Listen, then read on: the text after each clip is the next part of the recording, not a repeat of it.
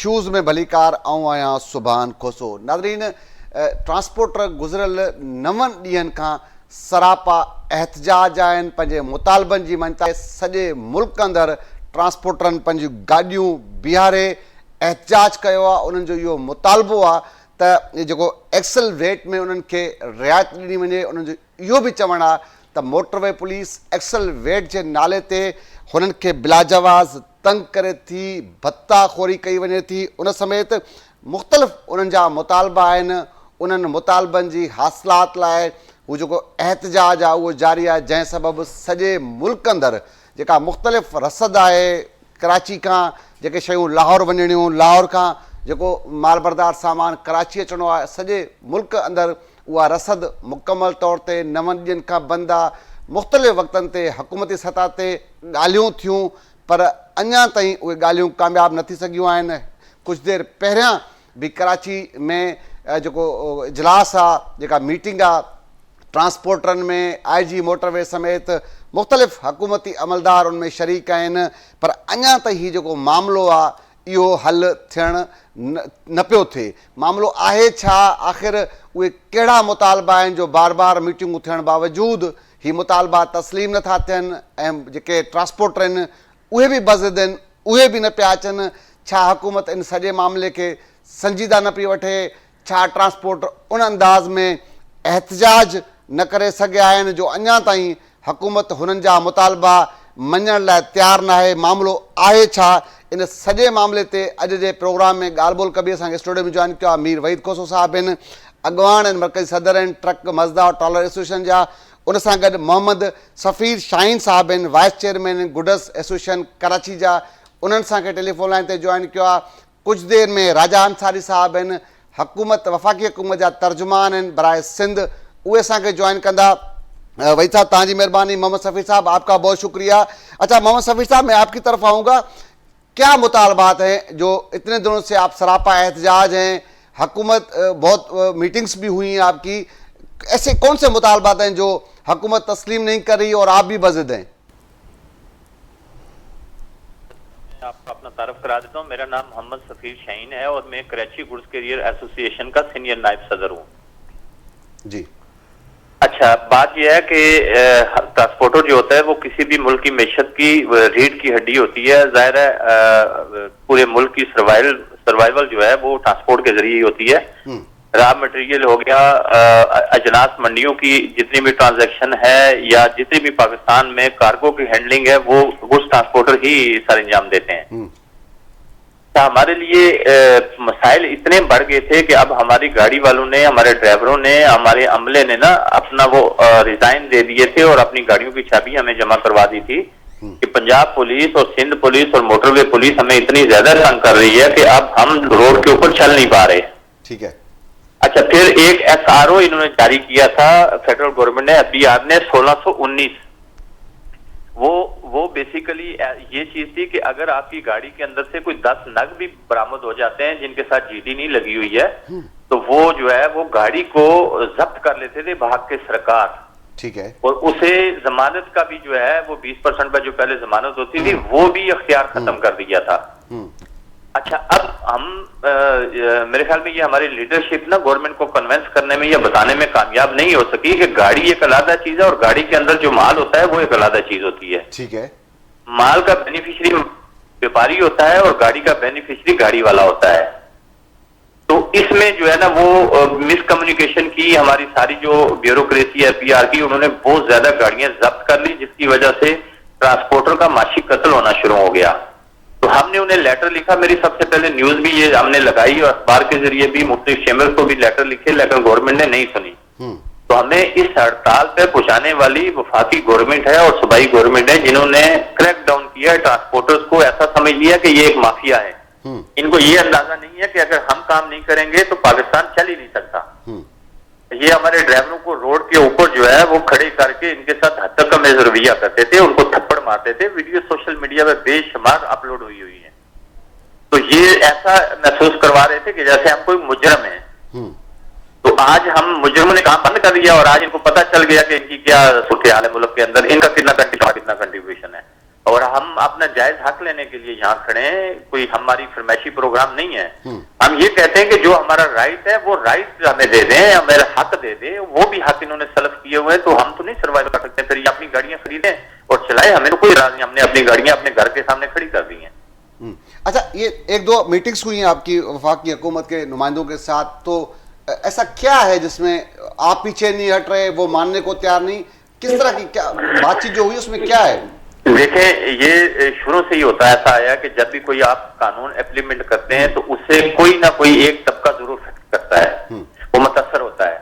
तो जब से ये एक्सेलरेट NHS 2000 जो अप्लाई हुआ है, तो उसमें हमने देखा कि हमारी जो 10 व्हीलर गाड़ी है वो बहुत ज्यादा उससे फर्क पड़ा है और उसकी मैशियत तबाह हो गई है। वो गाड़ी बिल्कुल जो है ना किसी काम की नहीं रही है, उसकी कैपेसिटी से आधा वजन भी नहीं दिया गया है। पाकिस्तान की छोटी छोटी मार्केटें हैं सारी, तो उस मार्केटों के अंदर कंटेनर 40 फीट तो गाड़ी जा नहीं सकती, वहां 10 व्हीलर गाड़ी जाती है। जैसे सिंध की छोटी मंडियां हैं, ये छोटी दुकानें हैं, लोहे की मार्केटें हैं, तो उसमें सारी वो गाड़ियां जैसे चलती थी। तो उसकी मैशियत को जब तबाह कर दिया है, 10 व्हीलर बिल्कुल चलने के काबिल ही नहीं रही, और फिर जुर्माने 1-1 लाख रुपया जुर्माना शुरू हो गए। मोटरवे पुलिस की भी बताखोरी शुरू हो गई। तो वो मामला गिव एंड टेक पे जब आ गए तो फिर वो हमारी कुव्वत बर्दाश्त से बाहर हो गए। अच्छा, मोहम्मद सफीर शाहीन साहब, मुझे आप तो आसान लफ्जों में समझा सकते हैं मेरे नाजरीन को, हमें, कि ये है क्या एक्सेलरेट का? 10 व्हीलर गाड़ियां रोड पे नहीं चलेंगी, इशू है क्या जिसपे आपका एहतजाज है? देखें जी, 10 व्हीलर गाड़ी बेसिकली जो है वो 30 टन 35 टन वजन उठाती थी। ठीक है। अब 35 टन वजन उठाती थी और अपनी गाड़ी का वजन अलग था, वो जाके कहीं 50 टन के करीब हो रही थी। अब इन्होंने जो कानून के अंदर उसको 27 टन 500 kg पे कर दिया है कि आप 27 टन 500 विद गाड़ी के वजन के साथ। ठीक है। अच्छा, गाड़ी का वजन अगर 12 टन निकालें तो पीछे जो वजन बनता है वो 15-15.5 टन वजन बनता है। अब जो गाड़ी 35 टन उठा रही थी उसको 15 टन पे आप ले गए, 60% आपने कट आउट कर दिया। वो कैसे सर्वाइवल कर सकती है, वो मार्केट का कैसे कंपटीशन कर सकती है? तो इसकी वजह से वो जो है ना 10 व्हीलर वाले परेशान हो गए। ठीक है, ठीक है। मोहम्मद सफीर साहब, आप हमारे साथ रहिए। हमारे साथ राजा अंसारी साहब हैं, वफाकी हुकूमत के तर्जुमान हैं बराए सिंध। राजा साहब, तव्हांजी महिरबानी, तव्हां पंहिंजो क़ीमती वक़्तु ॾिनो आहे। अच्छा सर, ही 9 ॾींहंनि खां ट्रांसपोर्टर सरापा एहतजाज आहिनि, सॼे मुल्क अंदरि एहतजाज आहे, मुख़्तलिफ़ वक़्तनि ते ॻाल्हियूं बि थियूं आहिनि। तव्हांजी वफ़ाकी सरकार आहे सर, ही मामिलो आख़िर हल छो न पियो थिए साईं? ॾिसो, असां हमेशह इहा कोशिशि कई आहे त जेका वफ़ाकी सरकार वटि जेके बि रिसोर्सिस मौजूदु आहिनि उन में ट्रांसपोर्ट जा जेके इशूज़ आहिनि उहे हल त ज़रूरु थियणु घुरिजनि, पर ओवरऑल सॼे अवाम जी जेका जान ऐं माल जो जेको तहफ़ुज़ आहे उनजी ज़िमेदारी वफ़ाकी सरकार जी आहे, रियासत जी ज़िमेदारी आहे। ऐं ट्रांसपोर्ट जी जेके बि उन्हनि जी जाइज़ मुतालबा हूंदा उहे ज़रूरु मञा वेंदा, पर जेके उन्हनि जा मुतालबा साम्हूं आया आहिनि उहे मां नथो सम्झां त उन में वफ़ाकी सरकार का उहे मुतालबा मञे सघे थी, छो जो उन में सभ खां वॾी जेका उन्हनि जी डिमांड आहे उहा जेका उन्हनि जो वेट कैपेसिटी आहे, वज़न आहे, उहो वधाइण जी डिमांड आहे, सभ खां पहिरीं डिमांड। ऐं उहे चवनि था त जेका 10 व्हीलर आहे उहे 45 टन कयो वञनि ऐं 22 व्हीलर जेको आहे 70 टन कया वञनि। इहो मुकमल तौर ते हिकिड़ो टेक्निकल इशू आहे। पाकिस्तान में जेके असांजा मोटरवेज़ आहिनि उन्हनि जेका लोड कैपेसिटी आहे उहा जेका ग्रॉस व्हीकल वेट आहे उनजो उहो 60 टन ताईं आहे, 60 टन ताईं आहे। जेके रोड सिर्फ़ु ऐं सिर्फ़ु वज़न ई 60 टन खणी सघनि था, उन रोडनि ते असां 90 टन कीअं अलाउ कयूं? जेकॾहिं अलाउ थिए थो त पोइ तव्हां ॾिठो जेको सुपर हाईवे जो हाल थियो आहे, मोटरवे जो हाल थियो आहे, त उते वेव अची वञनि था रोड में, ऐं उन सां जेके नंढियूं गाॾियूं आहिनि उहे कल्टी थी वञनि थियूं ऐं माण्हू पंहिंजी जेके आहिनि उहे जानियूं विञाए वेहनि था, त अवाम जी जान जो तहफ़ुज़ ख़तरे में थो पइजी वञे। साॻे रीति माण्हू जेके कारोबारी हज़रात आहिनि उन्हनि जो जेको माल वञे थो हितां, जॾहिं ही हैवी ट्रैफिक हूंदी आहे उन में जेको वेट कैपेसिटी तमामु घणी वधी वञे थी त पोइ उन्हनि जे माल जो नुक़सान बि थिए थो। इन करे रियासत जी ज़िमेदारी आहे त अवाम जे जान ऐं माल जो तहफ़ुज़ करे। इन करे इन क़िस्म जा मुतालबा जंहिंजो मां सम्झां थो कॉमन सेंस ई इजाज़त कोन थो ॾिए त जेके रोड पाकिस्तान जा ठहियल आहिनि उन्हनि उहे ओतिरो वेट खणी कोन था सघनि, ओतिरो वज़न कोन था खणी सघनि, असां उन खां मथे कीअं कयूं? ॿियो हुननि तमामु वॾो हिकिड़ो इल्ज़ाम हयो आहे पंहिंजे मुतालबे में त जेका मोटरवे पुलिस आहे उनजो रवैयो दुरुस्त न आहे। हाणे तव्हां कराची खां कश्मीर ताईं हलिया वञो, तव्हांखे हर आम माण्हू चवंदो त बनिस्बत ॿी पुलिस अफ़सरनि जे जेके मोटरवे पुलिस आहे उनजो रवैयो घटि में घटि उनजी का बि शिकायत अवाम में कोन्हे। उहे चवनि था त उन्हनि जो इख़लाक़ तमामु बुलंद आहे, उहे कंहिंखे बि रोकींदा आहिनि त इख़लाक़ सां ॻाल्हाईंदा आहिनि। त इहा बि हिकिड़ी अजीब क़िस्म जी डिमांड आहे। ऐं उन खां पोइ जेके रस्तनि में पुलूं अचनि थियूं, ब्रिजिस अचनि थियूं, उनजो मैक्सिमम वेट कैपेसिटी 70 टन आहे, पर असां हाणे मैक्सिमम ते इजाज़त कोन था ॾेई सघूं त हितां वरी रिस्क थींदी त उहे पुलूं किरी सघनि थियूं। सही। हाणे हीअ दोस्त चवनि था असांखे 90 टन जी इजाज़त ॾियो सही। त जॾहिं पाकिस्तान में को रोड सलामती न रहे, त मां सम्झां थो त उन्हनि खे पंहिंजे जेके मुतालबा आहिनि उहे लॉजिकल मुतालबा पेश कनि, असां ज़रूरु मञींदासीं, ऐं जेके बि उन में फैसिलिटीज़ असां ॾेई सघूं था ट्रांसपोर्ट वारनि खे उहे ज़रूरु ॾिनियूं वेंदियूं। हाणे इहो चवणु त टोल प्लाज़ा ख़तमु कया वञनि, त हाणे टोल टैक्स तव्हांखे ख़बर आहे त इहे ट्रांसपोर्ट हज़रात त कोन ॾींदा आहिनि, उहो त जेको किरायो जेको माण्हू भरींदो आहे उन में शामिल हूंदो आहे टोल टैक्स, त उहो बि तव्हां उन्हनि खां वठो था जेके तव्हां पंहिंजो माल मोकिलिनि था कराची पोर्ट खां अंदरूने मुल्क में। त इलॉजिकल मुतालबा तमामु घणा आहिनि, उन में जेके लॉजिकल मुतालबा आहिनि तमामु घटि आहिनि, पर पोइ बि वफ़ाक़ी सरकार इंशाअल्लाह जेके ट्रांसपोर्टर्स आहिनि उन्हनि जा जेके लॉजिकल ऐं जेके अहिड़ा मुतालबा जेके बिल्कुलु क़ाबिल क़बूल हुजनि उहे ज़रूरु क़बूल कंदासीं, उन्हनि सां ॻाल्हियूं बि कंदासीं, पर उन्हनि खे बि सोचणु घुरिजे त हीउ मुल्क तव्हांजो आहे। हाणे इहो चवणु त अफ़गान बॉर्डर ते जेके गाॾियूं ज़ब्त थियल आहिनि उन्हनि खे तव्हां रिलीज़ कयो, त मां सम्झां थो त उहो रियासत खे वधीक ख़बर आहे त गाॾियूं असां छो ज़ब्त कयूं था, छाजे करे ज़ब्त कयूं था, कहिड़े मुल्क सां असांखे ट्रेड करणी आहे, कहिड़े सां न करणी आहे। हिकिड़ा माण्हू जेके असांजे फ़ौजनि ते हमला कनि, असांजे पोस्टुनि ते हमला कनि ऐं असां उन मुल्क सां तिजारत कयूं पिया, ऐं उहा जेकॾहिं वक़्ती तौर ते बंदि कई आहे त उनजे पोयां रियासत जा पाकिस्तान दोस्त कुझु मनसूबा हूंदा आहिनि जेके मुल्क जे लाइ तमामु ज़रूरी हूंदा आहिनि। इन करे मां सम्झंदो ट्रांसपोर्टर्स हज़रात खे बि थोरो पाकिस्तान जे बारे में, पाकिस्तान जे आवाम जे बारे में बि सोचणु घुरिजे। ठीकु आहे राजा साहब, तव्हां सां गॾु ई रहो। अच्छा भाई साहब, तव्हां ॾिठोसि, तव्हां तर्जुमान आहिनि वफ़ाक़ी हुकूमत जा, राजा अंसारी साहिबनि जी गुफ़्तगू ॿुधी त भई वाक़ई अगरि असांजे अफ़गानिस्तान सां मामलात अगरि रियासत फ़ैसिलो करे छॾियो आहे त उते अगरि उहो नथा इजाज़त ॾियनि त भई बज़िद छो हुजे। ऐं ॿियो नंबर ॻाल्हि आहे त रोडनि जी वाक़ई हालत हैवी ट्रैफ़िक सां ख़राबु थिए थी, त तव्हां बि कोई जाइज़ मुतालबा रखो न साईं। सुभान साहब, अर्ज़ु इहा आहे जेके असांजा गाॾियूं अफ़गान बॉर्डर ते बीठल आहिनि, असां इहो नथा चाहियूं त उहे गाॾियूं उते ज़ब्त थियनि, पर महिरबानी करे असांजा उहे गाॾियूं उते अनलोड कराए, जेके पाकिस्तानी गाॾियूं आहिनि उहे उन्हनि खे हिते असां ॾेई मोकिलियो वञे, भली उन्हनि खे अनलोड कराइनि, साईं जन वारा जेके ॻाल्हि कनि था उन्हनि खे अनलोड कराए पोइ गाॾियूं मोकिलिया हेॾे वापसि कया वञनि। इहो तुक त न आहे, जेके गाॾियूं काफ़ी ॾींहंनि खां वठी उते बीठल आहिनि, जेको ग़रीब आहे उनजो तव्हां ॾिसी सघो था वधि में वधि इहा गाॾी आहे जेको किरोड़ सवा किरोड़ जी आहे, उनखे तक़रीबन 2 महीना खां मथे थी विया आहिनि उहे उते गाॾियूं बीठल आहिनि। अगरि उहे गाॾियूं उन्हनि जा न ईंदा त उन्हनि ग़रीबनि जो चुल्हो कीअं हलंदो। ऐं जेके साईं जन चवनि था रोड जी जी तव्हां हाल ॾिसो, जेको नादरन बाईपास ते तव्हां साईं जन सां अॻारे ॻाल्हि कई, नादरन बाईपास जी हालत इहा आहे त रोज़ाना जे हिसाब सां तक़रीबन 3 खां 4 एक्सीडेंट रोज़ जा मामूल बणियल आहिनि। छा नादरन बाईपास हलणु जहिड़ो आहे? उहे साईं जन उते त इहा ॻाल्हि कनि था पिया, वेही करे किथे बि वेठल आहिनि, उतो वेही करे इहा ॻाल्हि कनि था पिया रोड रस्ता ठीकु आहिनि। उहे नादरन बाईपास जो विज़िट त करनि हिकु दफ़ा, त उन रोड जो हालत छा आहे टाइम अची ॾिसनि त सही। ठीक है, ठीक है। अच्छा शाहीन साहब, मैं आपकी तरफ आऊँगा।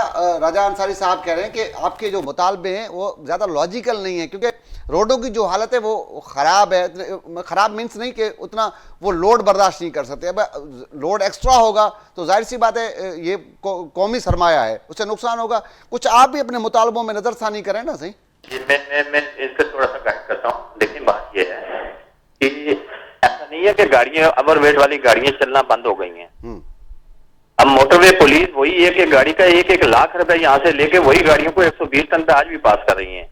और हमारी कराची गुड्स कैरियर एसोसिएशन सबसे पहले एक्सल वेट की हामी तंजीम है, और हमने कानून की इम्प्लीमेंटेशन के लिए तमाम मोटरवे आईजी साहिबान, डीआईजी साहिबान को पता है कि हमारा स्टांड ये था कि एक्सल वेट को इम्प्लीमेंट किया जाए। अब होता क्या है, गाड़ी कराची से निकलती है, लोडिंग प्लेटफॉर्म कराची के अंदर है, पोर्ट के अंदर है, पोर्ट पे क्यों नहीं पाबंदी लगाते कि ये वहां से 90 टन या 100 टन गाड़ी को वजन क्यों लोड करवाते हैं? वो तो वफाक के तहत है ना।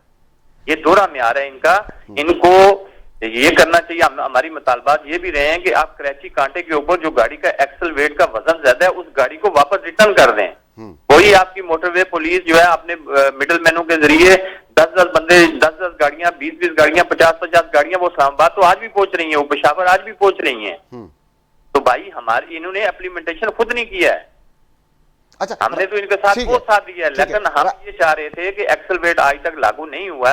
उसके बुनियादी वजह ये थी कि 10 व्हीलर गाड़ी की और 22 व्हीलर गाड़ी का जो वजन है उसको थोड़ा सा वजन बढ़ा दें ताकि इस मुल्क को आइन और कानून के मुताबिक चलाया जाए, एक्सल वेट के मुताबिक चलाया जाए। अच्छा राजा साहब, को गुंजाइश है वफाकी सरकार वटि त भाई ट्रांसपोर्टरनि जो बि किथे भलो थी वञे ऐं किथे रोडनि खे बि नुक़सानु न थिए, को विच वारो रस्तो आख़िर छो नथो कढे वञे? हेतिरे ॾींहंनि खां एग्ज़ैक्टली सुभान साहब, विच वारो रस्तो ई कढणु घुरिजे। जे असां चाहियूं था, ॾिसो असां इन सॼी सूरत हाल मां ख़ुशि न आहियूं। असांजा भाइर आहिनि ट्रांसपोर्टर्स हज़रात जेके आहिनि, सॼे मुल्क सां तालुक़ु आहे, हर ज़बान ॻाल्हाईंदड़ आहिनि, ऐं इन सां जेकॾहिं इन्हनि जी हड़ताल आहे त इन सां मुल्क खे बि नुक़सानु पहुचे पियो, कारोबारी माण्हुनि खे नुक़सानु पहुचे पियो, ख़ुदि ट्रांसपोर्टर्स खे नुक़सानु पहुचे पियो। त मां इहा ई इन ॻाल्हि ते ज़ोर ॾियां थो त जेके बि लॉजिकल मुतालबा हूंदा, मां अॻु में बि अर्ज़ु कयो त असां विचों रस्तो ज़रूरु कढी सघूं था। मूंखे ॾाढी ख़ुशी थी त ॿिन्ही ट्रांसपोर्टर्स जेके आहिनि उन्हनि पढ़ियल लिखियल माण्हुनि वांगुरु ॻाल्हि कई आहे, लॉजिकल ॻाल्हि कई आहे, पर उन जेके मुतालबा आहिनि राइटिंग लिखी ॾिना अथऊं, उहे मुतालबा तमामु सख़्तु मुतालबा आहिनि। असां कानून में तरमीम करण जे लाइ तयारु आहियूं, कानूननि में तरमीमूं थींदियूं रहंदियूं आहिनि, पर ॾिसो असांखे पूरी दुनिया सां गॾु हलणो आहे, इंटरनेशनल वर्ल्ड सां गॾु हलणो आहे। पूरी दुनिया जे तरक़ी याफ़्ता मुल्कनि में जेके ट्रांसपोर्ट जा कानून आहिनि उन्हनि खे ई फॉलो करिणो आहे। मिसाल जे तौर ते असां कराची ऐं हैदराबाद शहर जो मिसाल वठूं त कराची जे अंदरि रोडनि ते जेका हैवी ट्रांसपोर्ट आहे उनजो हिकिड़ो ई हल आहे त जेकॾहिं असां कराची खां ॿाहिरि ड्राई पोर्ट्स ठाहियूं ऐं पोइ वॾियूं गाॾियूं कराची शहर खां ॿाहिरि हुजनि ऐं उतां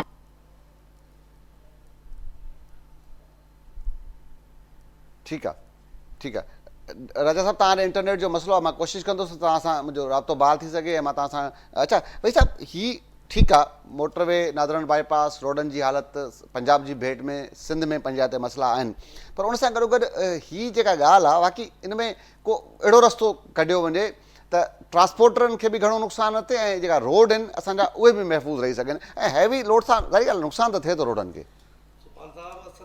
कुझु ॾींहं पहिरियों तव्हांखे ख़बर हूंदो, असां राणीपुर वञी रोड ते बीठा हुआसीं, रोड ते जेके ईंदड़ वेंदड़ गाॾियूं हुयूं उन्हनि में कुझु हिकिड़ो ग्रुप आहे, उनजो मां नालो न खणंदुमि, नालो खणंदुमि त मुनासिबु ॻाल्हि न आहे। उन ग्रुप जा गाॾियूं अचनि पिया जेके साईं जन सां असां अर्ज़ु पिया कयूं त 90 टन कयो ट्रालर खे, उहो 90 टन खां बजाए उन गाॾी खे असां उते बीही करे कांटो करायोसीं। उहे असां वटि तस्वीर मौजूदु आहिनि, उन्हनि में जेको लोहो पोर्ट कासिम खां निकितल हुयो उनमें लोड हुयो, उनजो असां उते ई बीही करे वेट करायोसीं त 110 टन वज़न ते। छा उन्हनि जे लाइ कानून न आहे? असां उहो उते ई जेके आहे त हिननि जो हिकिड़ो सिस्टम आहे मोटरवे पुलिस जो, उहो पंहिंजे सिस्टम खे हलाइण जे लाइ जेके पंजाब खां ईंदड़ गाॾियूं आहिनि, जेके साईं जन जा जेके रखियल माण्हू आहिनि उहे हितूं गाॾियूं लोड कराए साईं जन 90 टन लाइ क़बूल करण लाइ तयारु न आहिनि। छा इहो 110 टन वारो गाॾी हितां कीअं गुज़री? इनखे इन पाकिस्तान जे रस्ते सां ई गुज़ारियो वियो, इन कराची खां वेंदे राणीपुर में वञी उन गाॾी खे असां उते पकतो आहे। छा उन लाइ कानून कोन्हे? हिकिड़ो कमु अगरि ग़लति थिए थो त उनखे जस्टिफाई नथो करे सघिजे त भई ही ग़लति कमु कंदा, असांखे बि ग़लति कमु करणु। असां ग़लति कमु नथा कयूं, छा इन रोड ते 110 टन वारो गाॾी गुज़री थी वञे, 90 टन अगरि उहो बि ग़लति आहे, अगरि अहिड़ो थियो आहे सर उहो बिल्कुलु ग़लति आहे। अगरि 110 टन वारो गाॾी साईं जन खे मार कयां थो त तूं किरास थियो आहे, असां 90 टन घुरूं था, ज़रूरी न आहे 90 टन ॾियनि, उनजो को विचूं मुतबादिल रस्तो कढियो वञे, 10 व्हीलर जीअं रोज़ी करे सघे, जीअं ट्रालर रोज़ी करे सघे। हिन टाइम सॼो ट्रांसपोर्ट परेशान आहे, उन्हनि जी रोज़ी नथो थी सघे, उन्हनि खे रोड ते निकिरनि था पिया, इहो पंहिंजो मोटरवे पुलिस थी तंग करे, राति जो सफ़र करनि था मोटरवे ते, तव्हां हालातूं पाण ॾिसो था पिया। राजा साहब अची वञनि। अच्छा राजा साहब, हिन जो हिकिड़ो जाइज़ मुतालबो आहे जेके तव्हां गुफ़्तगू ॿुधो पिया, पर हिकिड़ो ॿियो मुतालबो बि आहे त मोटरवे ते कैंप लॻाए करे LTV जेके लाइसेंस होल्डर आहिनि उन्हनि खे HTV जेके जारी कराया वञनि। छा सम्झो था इहो पॉसिबल आहे, थी सघे थो इहे? ॾिसो उन जे लाइ कानून मौजूदु आहे। हैवी ट्रांसपोर्ट जा जेके लाइसेंस आहिनि उन जी हिकिड़ी अलॻि क्राइटेरिया आहे, उहा कैंप लॻाए कोन थी सघे, उन जे लाइ हिकिड़ो मुकमल तौर ते प्रोसेस आहे, ऐं लाइसेंस इशू करणु लाइसेंसिंग अथॉरिटी जो कमु आहे जेका सूबाई हुकूमत वटि आहे। मां सम्झां थो त ट्रांसपोर्टर्स जेके असांजा रहनुमा आहिनि उन्हनि सां ज़रूरु वेहणु घुरिजे, वफ़ाक़ी हुकूमत खे बि ऐं सूबाई हुकूमत खे बि, ऐं असां वेही करे इन्हनि सभिनी मामलनि खे हल करे सघूं था। मुंहिंजी हाणे बि इन्हनि खे अपील हूंदी त अवाम परेशान आहे, कारोबारी हज़रात परेशान आहिनि, तव्हांजा ड्राइवर्स परेशान आहिनि, तव्हां ख़ुदि परेशान आहियो, इन करे हड़ताल फौरी तौर ते ख़तमु करे इन जे हल जी तरफ़ वधूं था। मां बींग तर्जुमान वफ़ाक़ी हुकूमत मां ॻाल्हियूं करण जे लाइ तयारु आहियां। असां वेहंदासीं, हिकिड़ी टेबल ते वेहूं था, सिफ़ारिशात मुरतब कयूं था, ऐं मोहतरम वज़ीर आज़म जे तरफ़ां मां इहा एश्योरेंस ॾियां थो त असां हर उहा ॻाल्हि मञण जे लाइ तयारु हूंदासीं जेका हिन मुल्क जो कानून इजाज़त ॾींदो, आइन इजाज़त ॾींदो, ऐं जेका इंटरनेशनली जेके क़वानीन आहिनि ट्रैफ़िक जा उन जे मुताबिक़ हूंदा, जंहिंमें आवाम जो बि फ़ाइदो हुजे, ट्रांसपोर्टर्स जो बि फ़ाइदो हुजे, ऐं सभ खां वधीक तव्हांजे मां सम्झो जेके ड्राइवर्स आहिनि उनजी फैमिलीज़ आहिनि उन्हनि जो बि फ़ाइदो हुजे।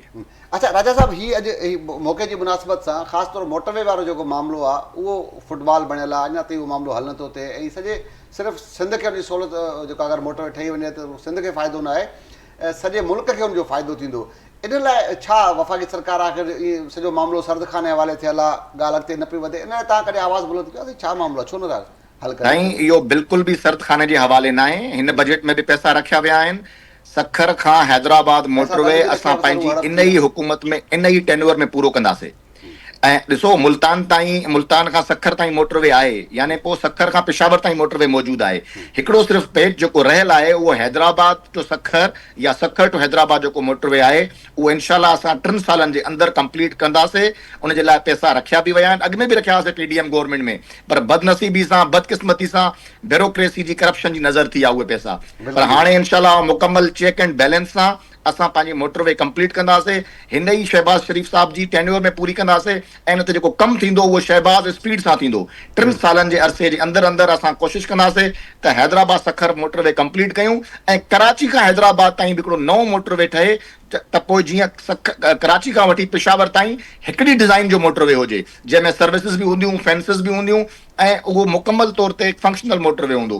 त इंशाअल्लाह वफ़ाक़ी हुकूमत का बि सर्दखाने में न विधो आहे, असां प्रायोरिटी ते इहो मसलो हल कंदासीं इंशाअल्लाह। ठीकु आहे। अच्छा राजा साहब, हीउ हिकिड़ो ॿियो इन जो मुतालबो आहे जेको मूंखे बि सम्झ अचे थो त हिकिड़े ट्रांसपोर्टर अगरि हुनजी कुल मिल्कियत करोड़ जी गाॾी हूंदी, 50 लख जी गाॾी हूंदी, रोड हादसे में अगरि किथे हादसो थिए थो उनजो जेको ॾंड आहे उहो माना कंहिंजी जान हली वञे थी त 96 लख रुपया उहे भरे ॾींदो। हाणे इहो किथां जो इंसाफ़ आहे? त माना हादसो आहे, अगरि जाणी बुझी हुजे त पोइ त ठीकु आहे, हादसे में 96 लख उनजी धड़ी मुड़ी सॼी हली वेंदी। साईं इन ते नज़रसानी नथा सम्झो, नज़रसानी थियणु घुरिजे। ॾिसो, इहो मुकमल तौर ते इन जे अंदरि जेके इहे सज़ाऊं आहिनि उहे जेके एक्सीडेंट केसिस हूंदा आहिनि उन में मालिक माफ़ बि कंदा आहिनि ऐं आउट ऑफ कोर्ट सेटलमेंट भी थी वेंदी आहे। उन खां अलावा जजिस सज़ाऊं बि ॾींदा आहिनि। इहो मुकमल तौर ते मां सम्झां थो अदालती सेटअप में ई मामिलो हल थी सघे थो, पर इन जे ख़्याल कोई स्पेसिफिक ॾंड ॾो न आहे। इंश्योर्ड हूंदियूं आहिनि गाॾियूं, थर्ड पार्टी इंश्योरेंस आहे अॼुकल्ह। मां सम्झां थो त इहो मामिलो वेही जॾहिं असां जीअं मां अॻु में अर्ज़ु कयुमि टेबल ते वेंदासीं, हैवी ट्रांसपोर्ट जेके एक्सीडेंट जा मसइला आहिनि उहे इंश्योरेंस सां हल थी सघनि था। पूरी दुनिया में थर्ड पार्टी इंश्योरेंस कवर हूंदी आहे त जेकॾहिं हादसे जी सूरत में को माण्हुनि जो नुक़सान बि थिए थो त हुनखे इंश्योरेंस भरे ॾींदी। त इंश्योरेंस की तरफ़ वञणु घुरिजे जीअं जदी दुनिया में थिए पियो। असां अॼु ॾींहं ताईं छो पुराणे सिस्टम में आहियूं? त इंशाअल्लाह असां पाण में मिली करे हिकिड़ी नई जिद्दत सां सॼे ट्रांसपोर्ट निज़ाम खे एवेल्युएट करे सघूं था, हिन में रिफॉर्म्स बि आणे सघूं था। जॾहिं गॾु वेंदासीं त रस्तो निकिरंदो। त इंशाअल्लाह मां हाणे हिकु दफ़ो ॿीहर अपील कंदुमि त अचो त गॾिजी वेहूं, इन मसइले खे हल कयूं, लॉजिकल एंड ते पहुचूं ऐं हड़ताल खे ख़तमु कयो वञे। ठीक है, ठीक है। अच्छा सफ़ीर शाहीन साहब, राजा साहब ने ऑफर कर दिया आपको कि बैठे, मामला जाहिर सी बात है बैठने से ही मामला हल होंगे, तो कुछ आप भी सर लचक लाएं, किस तरह समझते हैं कि ये मामला हल हो सकेगा?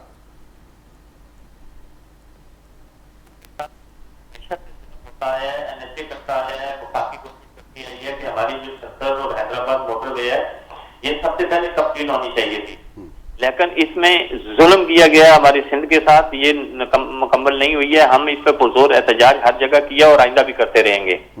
ये कई दफा पैसे रखे गए हैं। देखें मेरे पास अभी इधर चार्टर ऑफ डिमांड मेरे सामने पड़ा हुआ है वफाकी गवर्नमेंट का, उसमें हमने एक्सल लोड पे सबसे पहले एक्सल लोड पे 10 व्हीलर गाड़ी को 45 टन और 22 व्हीलर को 90 टन की डिमांड की है।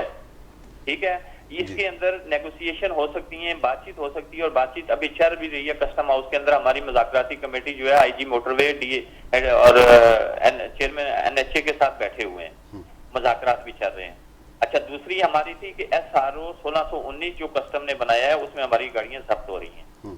तीसरा है मोटरवे एक्सल लोड के नाम पर नाजायज जुर्माने कर रही थी, अमले के साथ गालम गलोच, मार कटाई और FIR का अंदराज कर रही थी। ये मेरे मुतालबात हैं जो साईं ने कहे हैं कि यार ये कुछ लॉजिकल नहीं है, तो मैं ये बता रहा हूँ कि हमारा इनमें इनलॉजिकल कोई एक मुतालबा भी नहीं है। ठीक है, ठीक है। 3 ये हो गए। 4 नंबर पे मोटरवे मोटर पुलिस की तरफ से पूरे पाकिस्तान, हम ये कहते हैं कि हमारे जो लाइसेंस थे, पुराने बुक वाले जो लाइसेंस थे, वो कोई सादकाबाद से बना था, कोई मुल्तान से बना था, कोई लाहौर से बना था, कोई हैदराबाद से बना हुआ था, उनको इन्होंने कह दिया जी कि ये सारे जाली हैं लाइसेंस। ठीक है। अच्छा, जब आप पूरी पाकिस्तान की जो भी एक तरीकाकार है, पूरी दुनिया का ऐसा ही होता है कि जब आप पहले लाइसेंस देंगे तो फिर उसको चेकिंग करेंगे ना। जब लाइसेंस ही नहीं दिए हैं तो हम चेकिंग कहां से करवाएं? वो सारे हमारे ड्राइवर जो है वो सारे अब जाली लाइसेंस वाले हो गए। अब हम इन्हें ये कहते हैं कि भाई आप अमनेस्टी जारी करते हैं, आप अमनेस्टी एक करें कि गाड़ियों को हमारे फिजिकल टेस्ट लें, मोटरवे के ऊपर, हाईवे के ऊपर एक कैंप बनाएं, उसके अंदर जो हमारे गाड़ियां हैवी गाड़ी चलाते हैं, एक गाड़ी 3 करोड़ रुपए से अबव है, तो कोई मालक ऐसा बेवकूफ नहीं होता है कि वो अनाड़ी ड्राइवर को गाड़ी दे देता है, उसका पहले फिजिकल टेस्ट लेते हैं हम लोग। सही है। तो हम अपने ड्राइवरों को कहते हैं कि भाई आप एमनेस्टी दे दें, ये कि हमारे जो ड्राइवर गाड़ियां चला रहे हैं उनको फिल 4 वहां पर टेस्ट लेके आप मुतमईन हो जाएं, उसके बाद एचटीवी लाइसेंस इशू कर दें।